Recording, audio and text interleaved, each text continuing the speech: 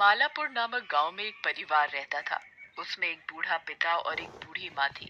उनका एक बड़ा बेटा कपिल और उसकी पत्नी सरोज थी। उसका एक बेटा था जिसका नाम संजू था। वो बहुत ही नालायक था। उनका एक छोटा बेटा दीपक और उसकी पत्नी सपना थी। उसके एक बेटा था जिसका नाम किशन था, जो बहुत ही समझदार और होशियार था। लेकिन उसे कोई भी प्यार नहीं करता था क्योंकि वो एक किन्नर था। उसके किन्नर होने की वजह से सब दीपक और सपना को भी उल्टा सीधा बोलते थे, जबकि सब लोग संजू को ही प्यार करते थे। किशन का एक दोस्त भी था जिसका नाम रवि था। वो किशन की प्रॉब्लम समझता था और हमेशा उसे समझाता रहता था कि तुम लोगों की बातों पर ध्यान मत दिया करो। लेकिन सभी लोग उससे नफरत करते थे क्योंकि वो लड़कियों की तरह रहता था। इसी वजह से सभी लोग उसका मजाक उड़ाते थे। वो अपने इस स्वभाव की वजह से बहुत परेशान रहता था। एक दिन की बात है। संजू किशन से कहता है, अरे ओए किशन, मेरे लिए खाना तो ला दे और मेरे कपड़े प्रेस कर दे। मेरा कमरा भी साफ कर देना। वैसे भी तुझे लड़कियों वाले काम करने में अच्छा लगता है। भैया, आप ऐसे क्यों बोल रहे हो? मैं भी तो लड़का हूँ, पर काम तो तेरे सारे लड़कियों वाले हैं। चल जल्दी से मेरा काम कर और जा यहाँ से। किशन संजू का काम करके नहाने चला जाता है और नहाने के बाद उसका मन करता है कि वो सलवार सूट पहन ले, और वो सलवार सूट पहनकर अच्छे से तैयार हो जाता है। तभी उसके दादा दादी किशन को आवाज लगाते हैं और कहते हैं, किशन, मेरा चश्मा तो लाना। अभी लाया दादाजी। ये क्या हाल बना रखा है? तू नहीं सुधरेगा। अभी तुझे लड़की बनवाता हूँ। और ये कहकर दादाजी किशन को मारने लगते हैं। दादाजी, मुझे मत मारो। मैंने क्या किया है? आप मुझे क्यों मार रहे हो? इस लड़के ने तो सारे मोहल्ले में हमारी नाक कटा रखी है। इसने तो हमें कहीं जाने लायक ही नहीं छोड़ा। सभी लोग यही कहते हैं। और तुम्हारी छोटी पोती किशन कैसी है? हाँ? दादाजी, मैं क्या करूं? मेरा मन करता है लड़की के जैसे रहने का। तेरा मन करता है? तूने तो हमें कहीं मुंह दिखाने लायक नहीं छोड़ा है। तेरे माँ बाप ने तुझे ज्यादा ही सर चढ़ा रखा है। और जाकर लड़के वाले कपड़े पहन कर आ। किशन रोते हुए अपने कमरे में जाकर लड़के के कपड़े पहन लेता है और अपनी माँ के पास जाता है। और किशन अपनी माँ से कहता है, माँ, मैं किन्नर क्यों हूँ? मैं किन्नर हूँ, इसीलिए कोई भी मुझे प्यार नहीं करता।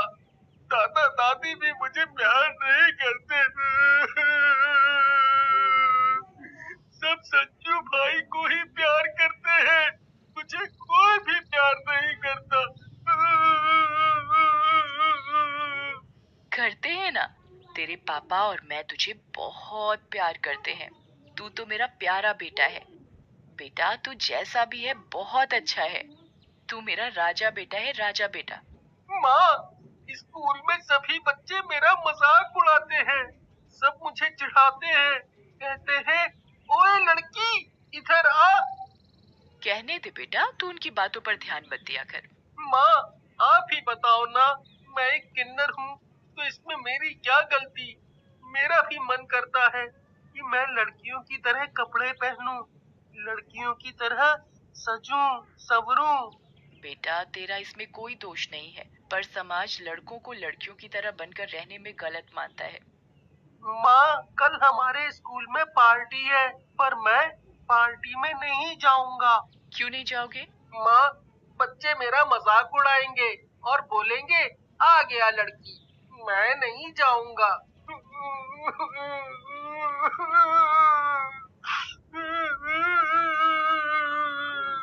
और किशन रोने लगता है। किशन बेटा, दिल छोटा नहीं करते। तुम्हें जाना चाहिए और सबका सामना करना चाहिए। तुम किसी से कम नहीं हो। तुम भी उनके जैसे ही हो। और किशन माँ की बात सुनकर कहता है, माँ, तुम कहती हो तो मैं चला जाऊंगा। और अगले दिन, अरे किशन, क्या बात है?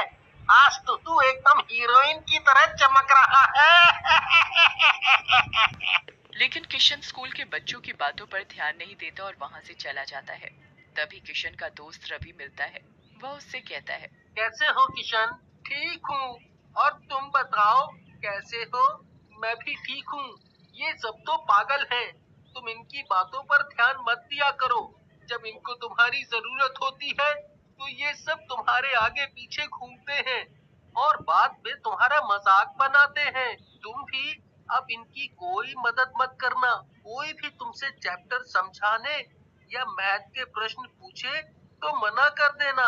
रवि, ऐसा नहीं कहते। कोई बात नहीं, जाने दो। मैं इनकी बातों का बुरा नहीं मानता। पता नहीं भगवान ने मेरे साथ ऐसा क्यों किया, मुझे किन्नर क्यों बनाया। तभी किशन की क्लास के बच्चे आ जाते हैं और वो किशन को देखकर हंसने लगते हैं और कहते हैं,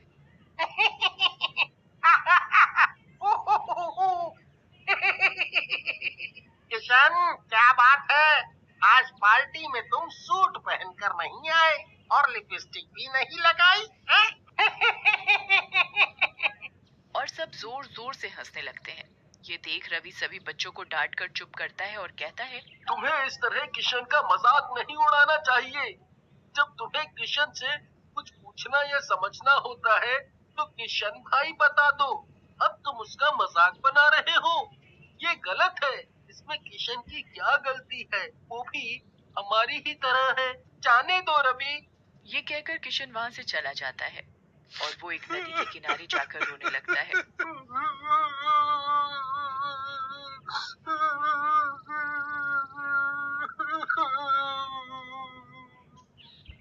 मेरा जीने का कोई मतलब नहीं। सभी लोग मुझसे नफरत करते हैं। मेरे दादा दादी, मेरा भाई। मन करता है कि मैं मर जाऊं। गुस्से में आकर किशन नदी में कूद जाता है। उस नदी के किनारे एक पीपल का पेड़ होता है। उसी पेड़ पर एक चुड़ैल बैठी हुई ये सब नजारा देख रही होती है और वो नदी में कूद जाती है और किशन को बचा लेती है। तुम मरना क्यों चाहते हो? चुड़ैल? तुम तो चुड़ैल हो। तुमने मुझे क्यों बचाया? क्योंकि मैं एक अच्छी चुड़ैल हूँ। मैं भी एक किन्नर था। मेरा भी सभी लोग मजाक उड़ाते थे। एक दिन मैंने दुखी होकर नदी में कूदकर अपनी जान दे दी। मेरे मरने के बाद मेरे माँ बाप ये सदमा बर्दाश्त नहीं कर पाए और वो भी मर गए। तब से मैं चुड़ैल बनकर इसी पेड़ पर बैठी हूँ। मुझे मर जाने दिया होता। मैं जीना नहीं चाहता। सभी लोग मेरा मजाक उड़ाते हैं क्योंकि मैं एक किन्नर हूँ। किन्नर होना क्या गुनाह है? मेरे भैया, मेरे दादा दादी, मेरे दोस्त सभी मुझे लड़की कहकर चिढ़ाते हैं। अच्छा, ये बात है। तुम चिंता मत करो, मैं हूं ना, सब ठीक हो जाएगा। अब तुम अपने घर जाओ। और किशन अपने घर चला जाता है और घर जाकर वो सो जाता है। अगले दिन सुबह सुबह संजू चिल्लाता हुआ, मेरे हाथों में मेहंदी कैसे लगी और मेरे लिपस्टिक बिंदी किसने लगाई? अरे संजू बेटा, ये तुमने अपना क्या हुलिया बना रखा है? पता नहीं दादाजी, ये सब कैसे हो गया? जाओ, जाकर अपना मुंह धोकर आओ। और संजू बाथरूम में अपना मुंह धोने चला जाता है। जब वो अपना मुंह धो रहा होता है तो पानी की जगह खून आने लगता है। लाइट अपने आप जलने बुझने लगती है। तभी आईने में उसे चुड़ैल नजर आती है और कहती है, आज मैं तुझे अच्छे से सजाऊंगी। तभी तुझे पता चलेगा कि किसी की भावनाओं के साथ खिलवाड़ नहीं करना चाहिए। चुड़ैल उसका ऐसा मेकअप करती है कि वो अपना चेहरा देखकर डर जाता है और वो बड़ी मुश्किल से अपना मेकअप उतारता है। पर हाथों की मेहंदी नहीं उतरती और उसे ऐसे ही स्कूल जाना पड़ता है। और स्कूल पहुंचकर, अरे संजू, तुम्हारी क्या शादी हो गई है जो तुमने अपने हाथों में मेहंदी लगा रखी है?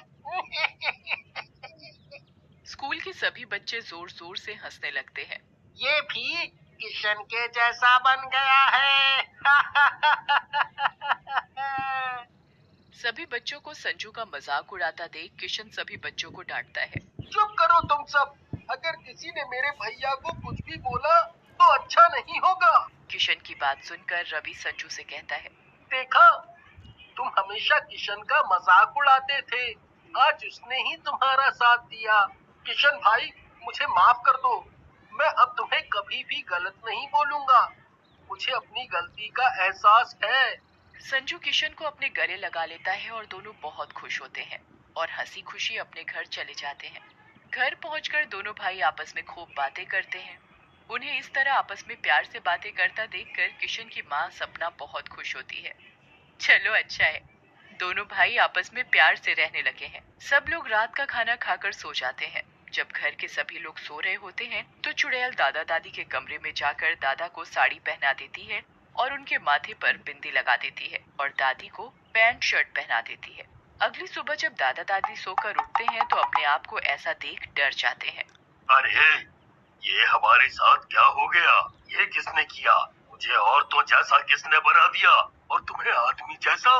तभी चुड़ैल आकर दादा दादी के पैरों में अपने जादू से घुंघरू बांध देती है और दादा दादी नाचने लगते हैं। उनके नाचने की आवाज सुनकर घर के सभी लोग इकट्ठा हो जाते हैं और पड़ोसी भी आ जाते हैं। वो देखते हैं कि दादा दादी किन्नरों की तरह नाच रहे हैं।